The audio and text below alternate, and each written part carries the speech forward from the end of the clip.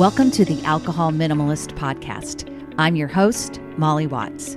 If you want to change your drinking habits and create a peaceful relationship with alcohol, you're in the right place. This podcast explores the strategies I use to overcome a lifetime of family alcohol abuse, more than 30 years of anxiety and worry about my own drinking, and what felt like an unbreakable daily drinking habit. Becoming an alcohol minimalist means removing excess alcohol from your life so it doesn't remove you from life. It means being able to take alcohol or leave it without feeling deprived.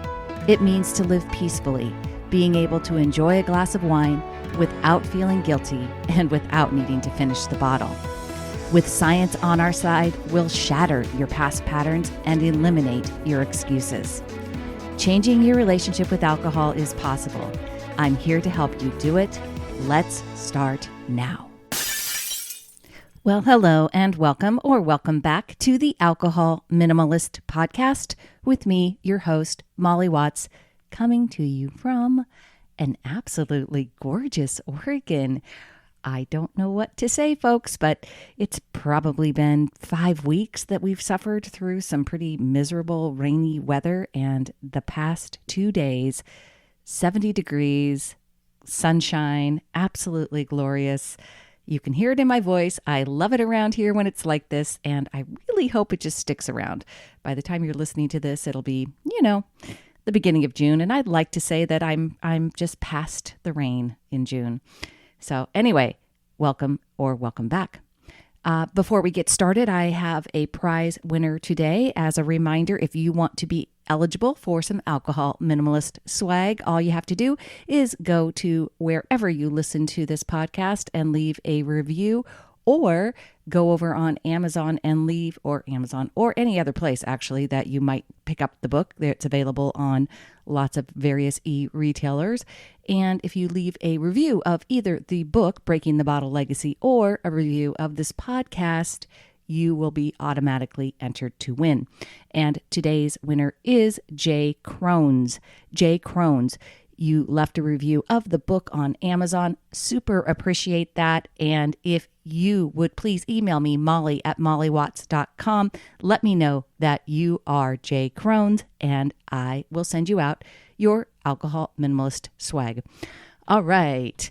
A reminder also before we get started on this week's episode, over on my website, www.mollywatts.com, that's Molly with a Y and Watts with an S, there is a page dedicated to recommended resources. The address is actually www.mollywatts.com/resources. And if you go there, you will find so many tools to support you and help to create this peaceful relationship with alcohol that I talk about all the time. There are free resources like my ebook, Alcohol Truths, How Much is Safe. And then there are outside resources I recommend like books, tools, programs from partners I trust, and those partners that I've personally vetted. There are links to organizations like the NIAAA, like Moderation Management, and more. And if you are needing additional support, I just invite you to check it out, www.mollywatts.com/resources. Okay, on to this week's show. This week, I wanted to talk with you about what I mean when I talk about low-risk drinking. I want to clarify for you, let's be clear when we say clarify, how it might be different than mindful drinking or moderate drinking.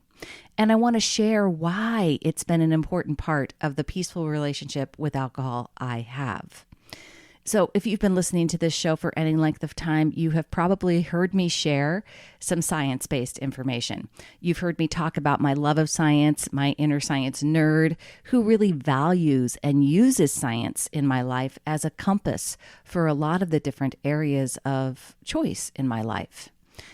I think some people may hear a disconnect between science and mindfulness, meaning that mindfulness invokes more of a spiritual, meditative construct, listening to your body and brain, being more aware, which certainly is one way of being more mindful, and it's definitely important and an important part of creating a peaceful relationship with journey. Wow, I'm having a time this morning. It's definitely a part of creating a peaceful relationship with alcohol. For me, mindfulness also includes becoming more educated and informed, which when it comes to alcohol has to include science. I don't think we can get fully in tune and aware of our bodies and brains without learning more science. It's one of the reasons that this podcast puts a lot of emphasis on science, including neuroscience and neurochemistry. Now, here's the thing about science. Science is both a body of knowledge and a process. In school, science may sometimes seem like a collection of isolated static facts listed in a textbook, but that's only a small part of the story. Just as importantly, science is also a process of discovery and allows us to link isolated facts into coherent and comprehensive understanding. From the Encyclopedia Britannica, quote, "Science is any system of knowledge that is concerned with the physical world and its phenomena, and that entails unbiased observations and systematic experimentation. In general, a science involves a pursuit of knowledge covering general truths or the operations of fundamental laws."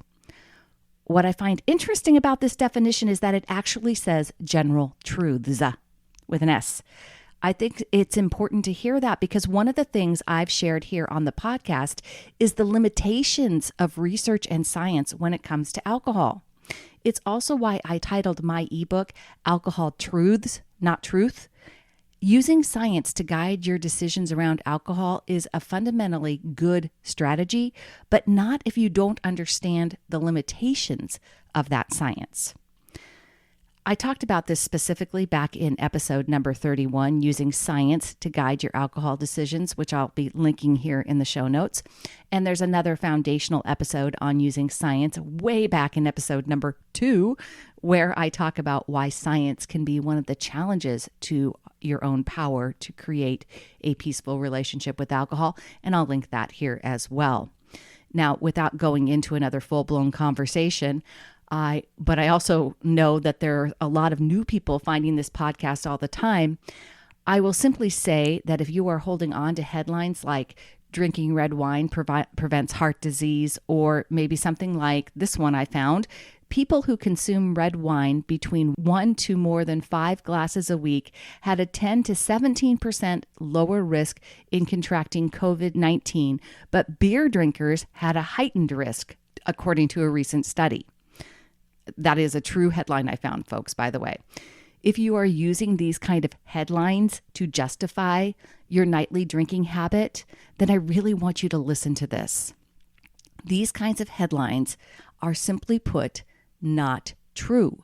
They are not giving you a full understanding of these kinds of studies, and most importantly, they don't provide any balance for the risks associated with including alcohol in your life.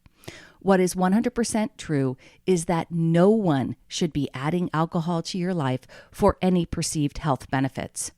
There is no health benefit to drinking alcohol that can offset the increased physical health risks of drinking. I want to say that again. There are no health benefits that outweigh or offset the known physical health risks of drinking alcohol. And that any of those perceived health benefits can actually be achieved by other safer dietary and lifestyle changes. Now, this isn't to say that there are no benefits to drinking alcohol, but those benefits are not improved physical health, and the benefits, quote unquote, which might include social benefits and some mental mood benefits, come only from the limited or low risk limits for alcohol, which we're going to talk about. But even those can also be achieved without alcohol at all. So let's make sure that we understand and are accountable for our choices. Hey everyone, just a quick break here in the show to talk with you about Sunnyside. Sunnyside has partnered with me, and I am super excited to share this company with you. I've actually had the founders on the show before, and I will link that in the show notes so you can hear a little bit from them. Sunnyside is an app that helps you cut back on your drinking or simply build healthier drinking habits. I have watched the company grow over this last year, and I'm so impressed. They are deeply mission-driven, and they are building a service to help millions of people create a healthier relationship with alcohol. And they're doing it without the pressure to quit or feel guilty. So, of course, it aligns with everything I talk about here at Alcohol Minimalist. Think of Sunnyside as a digital coach that helps you set the plan for the week and provides tools to track your drinks and measure your progress, all while using proven behavior change techniques to create a lasting habit change. It's super easy to start, super easy to stick to, and it includes a 15-day free trial so you can test it out. Really, it's worth checking out. Head on over to sunnyside.co/minimalist to get started today. So, low risk. What does that even mean? Well, I want to be really clear about this too, because sticking to low risk drinking limits is not a guarantee that you won't experience negative consequences from drinking. Low risk isn't no risk, but for me, it's the current level that I'm comfortable with and a level that allows me to have a peaceful relationship with alcohol. The numbers. For women under the age of 65 and who are in good health, now good is a subjective term, right? But if you have known disease states like diabetes, like high blood pressure, if you are taking antidepressants, these are all things that are contraindicated for drinking alcohol, all right? So you would not be considered to be in good health if you have any of those diseases, chronic disease states, or if you are taking any type of medication that may be have negative interactions with alcohol, all right? But let's just say you're under the age of 65 and in good health. No more than 7 standard drinks in a week and no more than 3 standard drinks in any one day. For men, again, under the age of 65 who are in good health, no more than 14 standard drinks in a week and no more than 4 standard drinks in any one day. Here's what the NIAAA says about these levels of alcohol consumption. NIAAA research shows that only about 2 in 100 people who drink within these limits meet the criteria for alcohol use disorder. Even within these limits, people can have problems if they drink too quickly or if they have other health issues. So, low risk limits in no way can guarantee that if you drink 3 to 4 drinks, which is the no more than in any one day, if you drink 3 to 4 drinks really quickly, there is no guarantee that you won't be at increased risk of negative consequences like accidents, injury, increased anxiety or anxiety, disrupted sleep, potential for interpersonal conflicts. What is happening for most people at 3 to 4 drinks, it is raising their blood alcohol content past the threshold of therapeutic, which, as a reminder, is 0.055%. And honestly, for most people, 3 to 4 drinks is going to put their BAC well beyond 0.055 and quite possibly past the legal limits for driving, which in most states is 0.08. And you could be definitely, and below even 0.08, you're still considered legally impaired, folks, by the way, if you're over 0.06. And for most people, even with time in between drinks, it will take 5 hours for your blood alcohol content to go back to 0 after you stop drinking. Now, remember, I've talked about it before that every time you drink, it's like your own personal petri dish. I know that's a lovely comparison, but it's true. Your individual reaction to your drink, to how much you're drinking, will depend on your gender, your weight, how much you've had to eat, how tired you are, your body temperature, the external temperature outside, how stressed you are, and other factors that will affect how your body processes each drink you have. But for most people, if you drink 3 or 4 drinks, even if you pace yourself, even if you follow that well-known idea of 1 drink per hour, because that's how much the liver can process, this does not mean that your blood alcohol content will be at a level that doesn't put you at risk.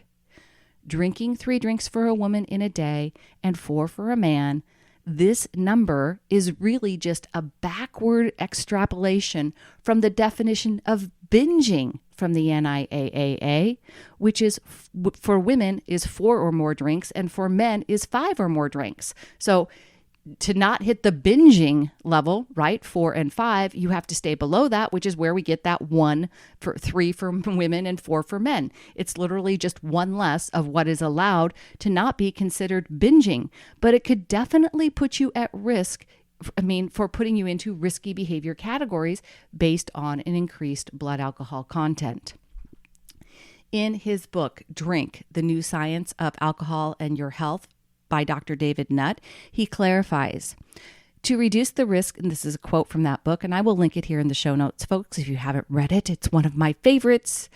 To reduce the risk of alcohol-related harms, the 2015 to 2020 Dietary Guidelines for Americans recommends that if alcohol is consumed, it should be consumed in moderation, quote unquote, up to 1 drink per day for women and 2 drinks per day for men, and only by adults of legal drinking age. This is not intended as an average over several days, but rather the amount consumed on any single day. The guidelines also do not recommend that individuals who do not drink alcohol start drinking for any reason. So, to be truly low risk, you just can't think to yourself, okay, 7 drinks per week, I'll do Monday through Thursday alcohol free, and then on Friday 3, Saturday 3, and Sunday 1. If you're drinking more than that right now, okay, then yes, progress over perfection and better is better. But ultimately, we need to be conscious of how we're drinking when we are drinking and being sure to stay in tune with our bodies and what's going on in terms of all those factors, food, fatigue, temperature. And at least for me, I can tell you that I'm continuing to evolve my own mindfulness and awareness around alcohol. I think that's where the science and the mindfulness combined. The less I drink over time, the more aware I become of the trade-offs on the days I do choose to have that 3rd drink. I can genuinely feel the difference the next day. I can tell from my sleep. I can tell from a heightened sense of anxiety, and my mood is just a little more depressive. What is great about it is that luckily I'm also becoming a better mind manager now, and that is when I sense what is happening, I also work on not being too critical and judgmental of myself. One of my favorite phrases for so many of these observations my brain likes to make, observations like, I didn't sleep very well, I'm feeling tired. I just tack on the phrase at the end, and that's okay. Or, I'm feeling more anxious than normal. I feel a little shaky. I feel tense. And that's okay. It helps for me to remind myself that I can handle this feeling. I know why it's there, and it helps me build desire to avoid it by not having the 3rd drink the next time. Just a side note, this is one of the chief skills of becoming a better mind manager, and that is just not letting your brain create drama with your thoughts. Less drama equals better life.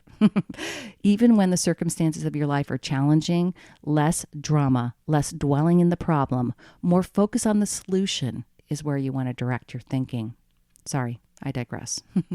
To recap, low-risk drinking levels are outlined by the NIAAA, and they are based on levels that will help most people avoid meeting the criteria for alcohol use disorder.